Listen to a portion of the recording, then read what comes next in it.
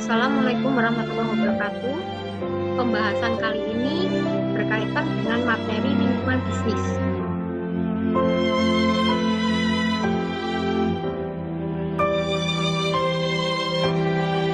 Pengertian lingkungan dari lingkungan organisasi di sini yang pertama, menurut Wittgenstein dalam Sagala, merupakan sesuatu yang memberikan energi penyaluran dan penerimaan organisasi yang berada di sekitar organisasi dan memberikan pengaruh pada kelangsungan organisasi tersebut.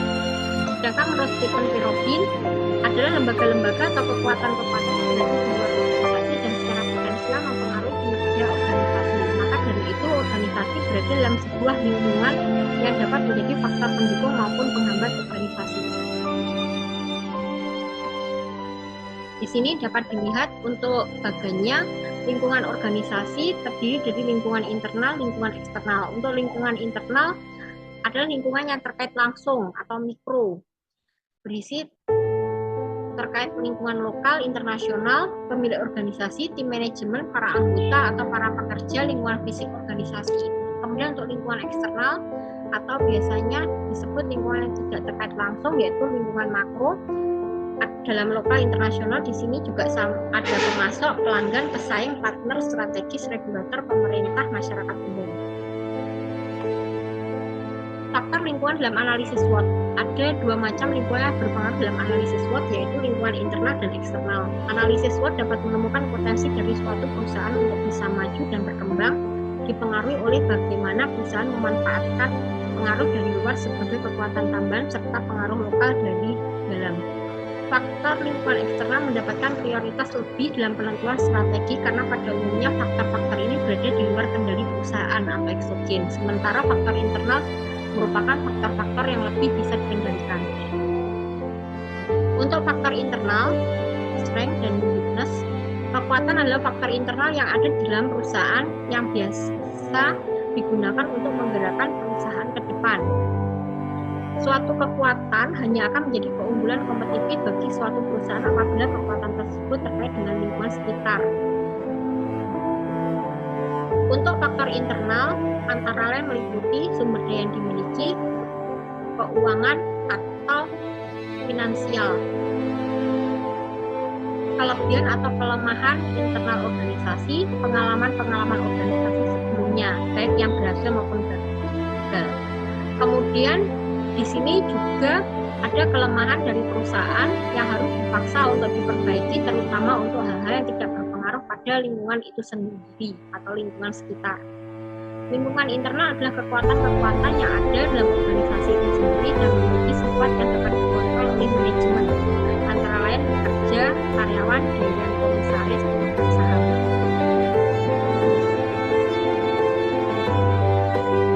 Faktor eksternal peluang dapat ditemukan dengan membandingkan analisa internal yang dilakukan di suatu perusahaan dengan analisa internal perusahaan lain. Bagaimana kekuatan peluang juga harus dihitung berdasarkan tingkat keberhasilannya, sehingga tidak semua peluang harus dicapai dalam pabrik dan suatu perusahaan. Faktor eksternal di sini meliputi tren, budaya, sosial politik, ideologi perekonomian, sumber-sumber permodalan, peraturan pemerintah, perkembangan teknologi, peristiwa-peristiwa yang terjadi dan lingkungan. Untuk faktor eksternal, lingkungan eksternal adalah institusi atau kekuatan luar yang potensial mempengaruhi kinerja organisasi. Lingkungan eksternal terdiri dari atas unsur-unsur yang berada di luar organisasi, di mana unsur-unsur ini tidak dapat dikendalikan dan diketahui terlebih dahulu oleh manajer. Di samping itu juga akan mempengaruhi manajer di dalam pengambilan keputusan yang akan dibuat. Lingkungan eksternal sendiri dibagi menjadi lingkungan eksternal mikro, yaitu khusus lingkungan yang mempunyai pengaruh langsung terhadap kegiatan manajemen yang terdiri atas penyedia, para pesaing, langganan, lembaga perbankan, bukan bank, instansi pemerintah, dan sebagainya. Kemudian ada lingkungan eksternal makro, yaitu lingkungan yang mempunyai pengaruh tidak langsung seperti kondisi ekonomi, perubahan teknologi, demografis, politik, sosial, dan lain sebagainya. Kemudian ada pengelolaan usaha, perencanaan usaha. Adalah suatu hal yang tertulis berisikan misi usaha, usulan usaha, operasional usaha, rincian strategis, dan peluang yang mungkin diraih pasar. Fungsi dari perencanaan di sini yang pertama sebagai pedoman untuk mencapai keberhasilan manajemen usaha. Kemudian yang kedua sebagai alat untuk mengajukan kebutuhan permodalan yang bersumber dari luar.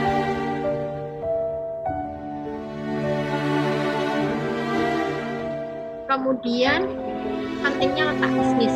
Keputusan untuk menempatkan meletakkan bisnis pada suatu tempat mempunyai efek yang penting bagi sukses atau gagalnya operasi bisnis. Pemilihan lokasi atau lokasi dilakukan dengan pertimbangan dan perencanaan yang tepat. Agar dapat beroperasi dengan efisien dan efektif, perlu dibedakan antara tempat kedudukan dan tempat kediaman suatu bisnis.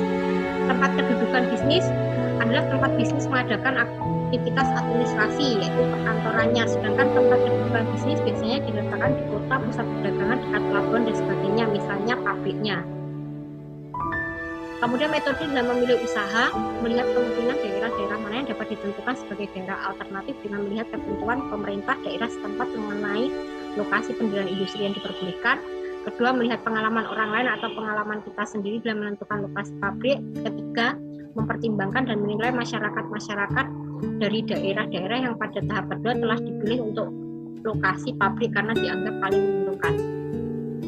Faktor yang menentukan pemilihan lokasi usaha yang pertama lingkungan masyarakat, kedekatan dengan pasar, kedekatan dengan bahan baku, tenaga kerja, fasilitas dan sarana transportasi, sumber-sumber daya alam lainnya, dan lain-lain seperti harga tanah, dominasi masyarakat, dan sebagainya. Kemudian metode dalam memilih usaha, yang pertama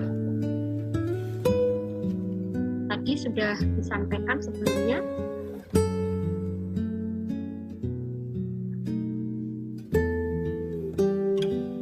Kemudian faktor lain yang mempengaruhi lokasi usaha yaitu faktor utama meliputi letak dari pasar, letak dari sumber bahan mentah, terdapatnya fasilitas pengangkutan, suplai dari buruh dan tenaga kerja yang tersedia, terdapatnya pembangkit tenaga listrik. Kemudian ada faktor sekunder yaitu meliputi rencana masa depan, biaya dari tanah dan gedung, kemungkinan perluasan dan sebagainya. Kemudian ada aspek sosial dan ekonomi. Di sini aspek sosial dan ekonomi merupakan pengaruh apa yang akan terjadi dengan adanya perusahaan, khususnya di bidang perekonomian masyarakat dan di bidang sosial kemasyarakatan. Kemudian ditinjau dari aspek ekonomi, salah satu kelayakan usaha atau dapat dilihat dari kemampuan investasi terutama dalam meningkatkan pendapatan nasional atau daerah melalui peningkatan PDB dan PAD.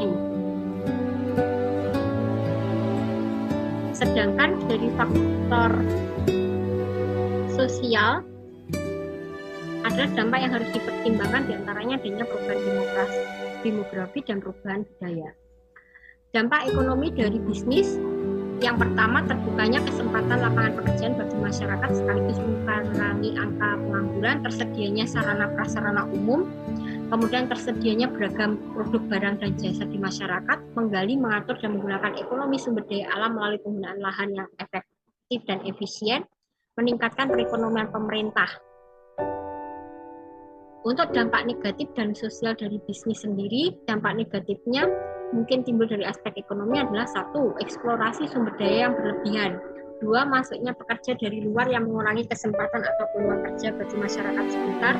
Sedangkan dampak sosial dengan adanya suatu proyek mungkin 1. Adanya perubahan demografi, 2. Perubahan budaya, 3. Perubahan kesehatan masyarakat. Demikian materi kali ini. Terima kasih. Wassalamualaikum warahmatullahi wabarakatuh.